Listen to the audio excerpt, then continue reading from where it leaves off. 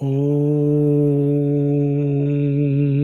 Mogyantimidandasya Gyananjana Chalakaya Chakshurun Militam Yena Tasmai Sri Gurave Namaha.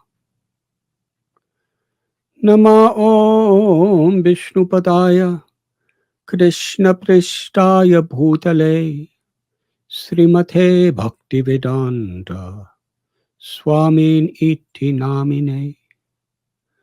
Namaste Saraswati Deve Gauravani Pracharine Nirbishesha Shunyavadi Paschatya Deshatharine.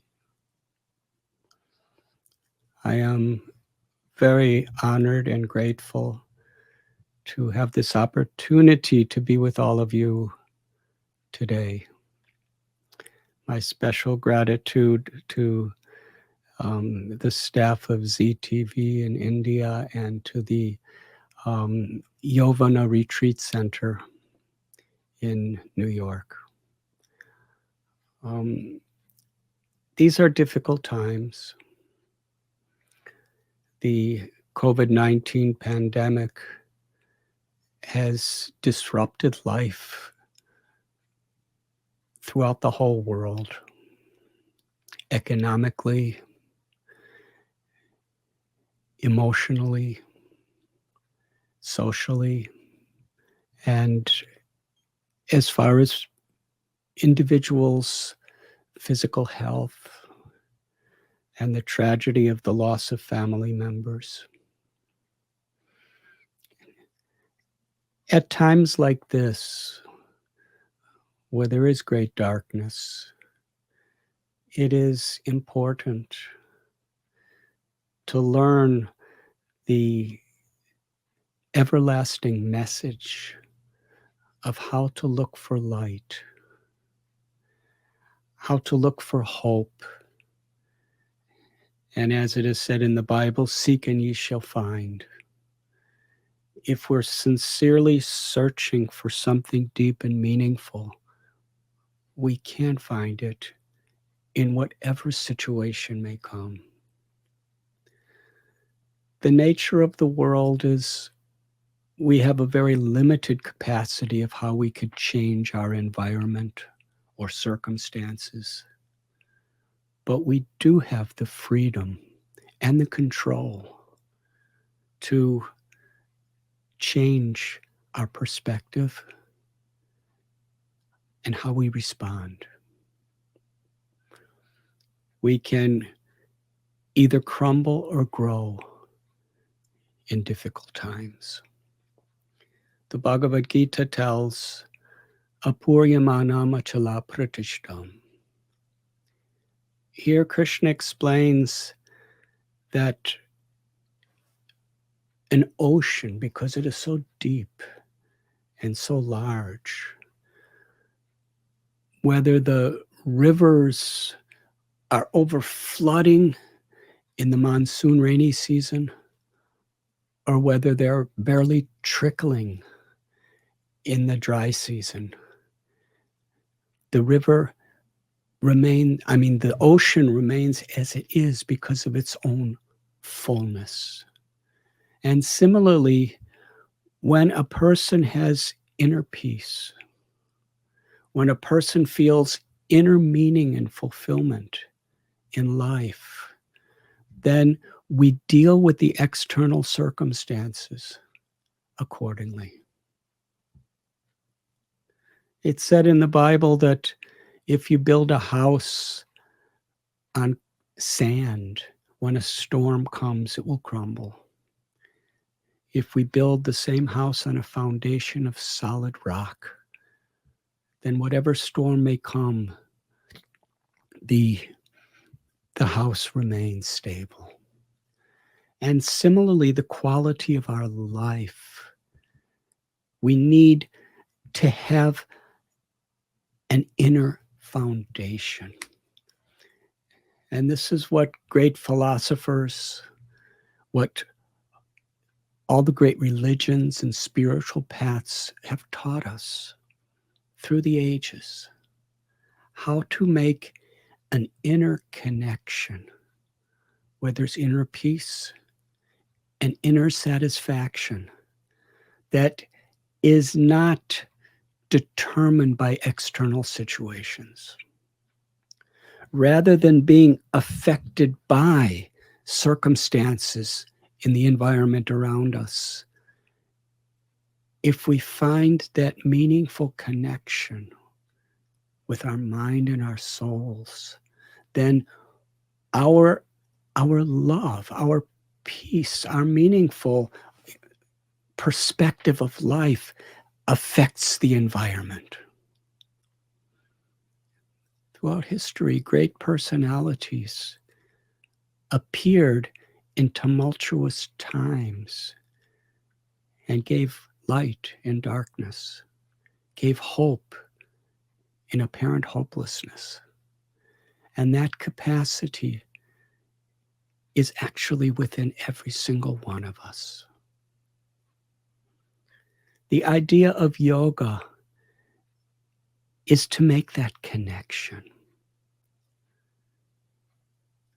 The word yoga comes from Sanskrit, which means to reconnect, to reunite, or we could say to harmonize. To harmonize our body with our mind, with our heart, and with the living force within us, the soul. When that harmony is recognized and experienced, then naturally our actions, our words, our thoughts, our intentions are in harmony with God, with the environment of Mother Nature, and with each other. The Bhagavad Gita tells the testimony of experiencing that harmony. Vidyavanaya sampane brahmani kabihastini. We see the living force, a part of God in everyone. We see the inherent spiritual origin of the creation around us. And we understand our own connection. When we connect the spirit within ourselves, we experience that connection with all living beings. Anandamayo Vyashat, the Brahma Sutra tells, there's something everything and everyone in all species of life has in common. We're looking for pleasure. And according to our state of consciousness, we're trying to find pleasure in so many ways, through entertainment, through physical experiences, through what we eat, who we're with. The little ant is looking for pleasure and trying to defend him or herself from anything that will interfere with that pleasure, which is pain.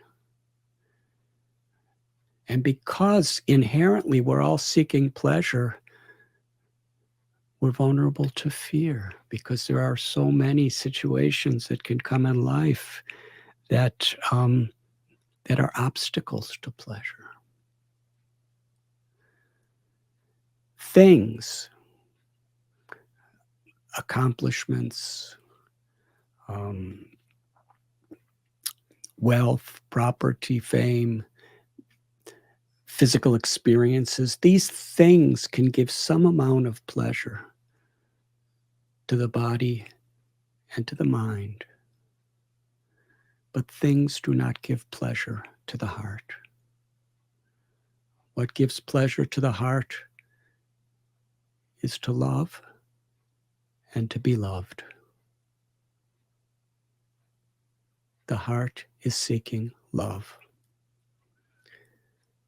And all the great scriptures of so many various traditions teach us the reason for this, because it's the nature of the self, of the eternal soul that is within us, to feel the limitless love of God, who has many names, who has appeared in many ways. To feel God's love, to be an instrument of that love in whatever we do, whatever we say. In other words, karuna, compassion.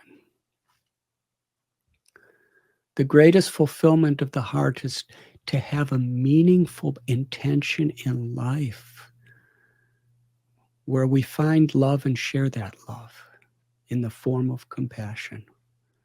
We truly care about each other. But in order for that compassionate spirit to have real enduring substance, we need to connect to our own spiritual identity. We need to connect to that love that is within us. And this is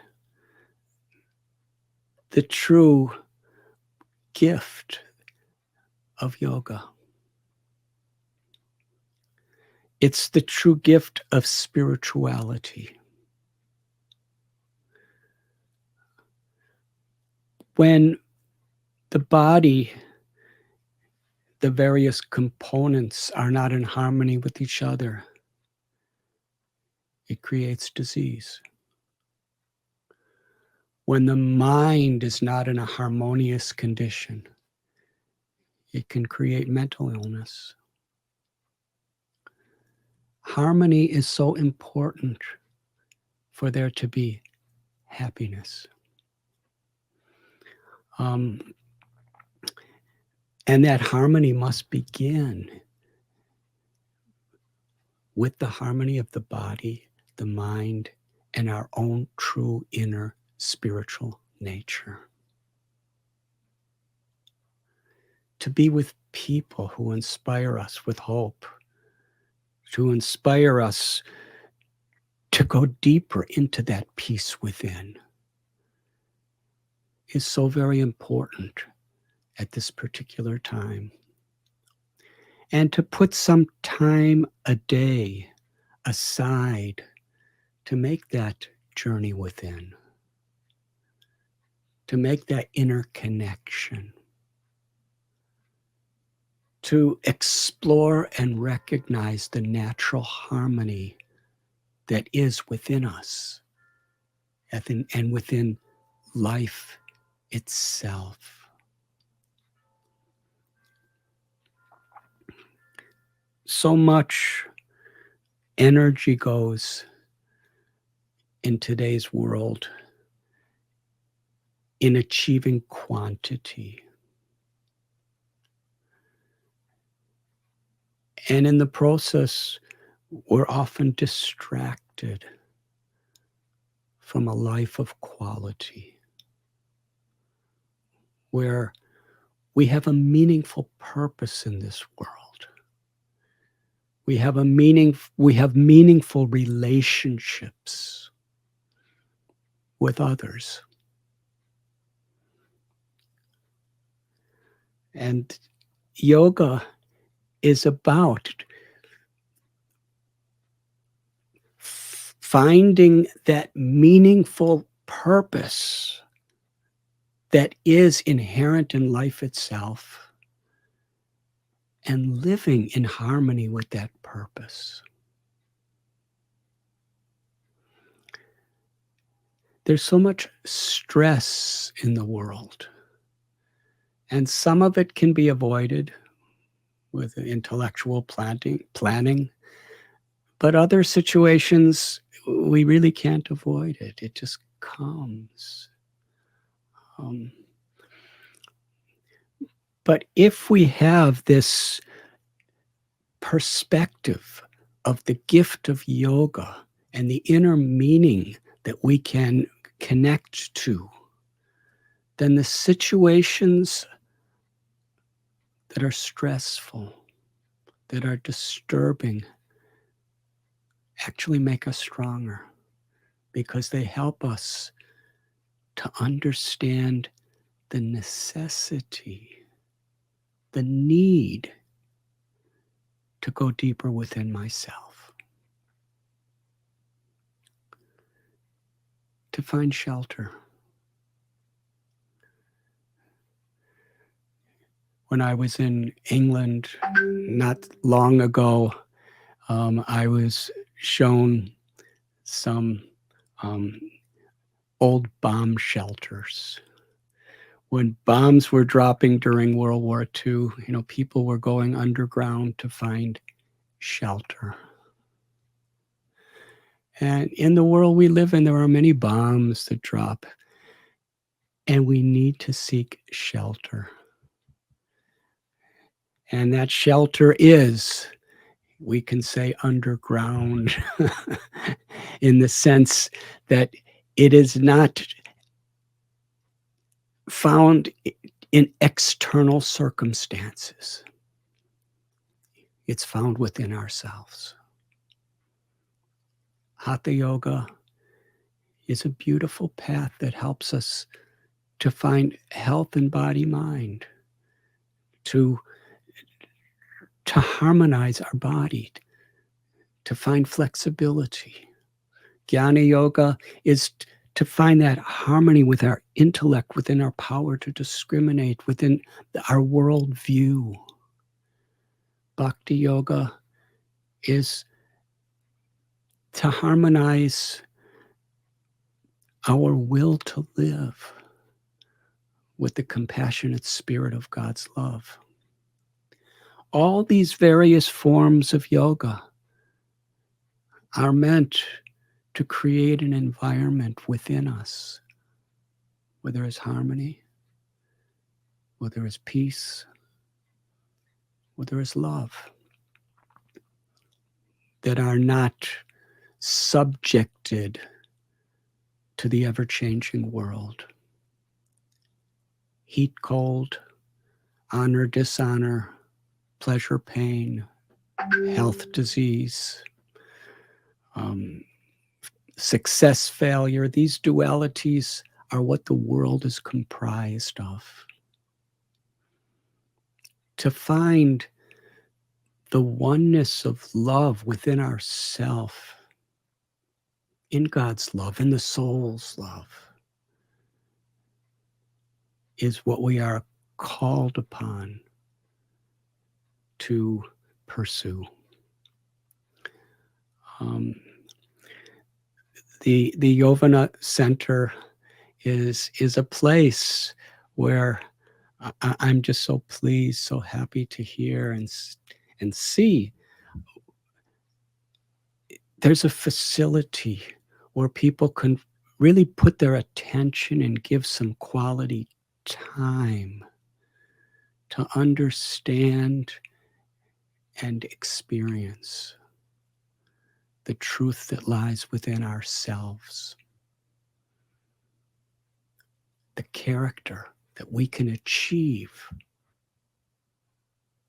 through excavating the love in our hearts, in our souls, and the great difference we can make in this world. Quality of life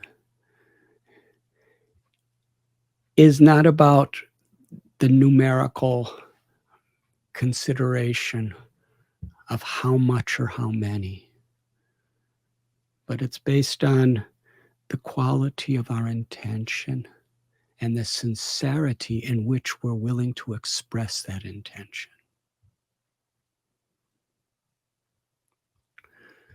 Whether we do something small or something large has very little to do with our spiritual quality of life. What is important is we're truly trying our best to earn with integrity, to spend with compassion, to perceive the beauty of the soul and the beauty of the origin of all souls, or God, and to live in harmony with that beauty. I am truly grateful for this opportunity to share this small message with all of you. And I thank you very much.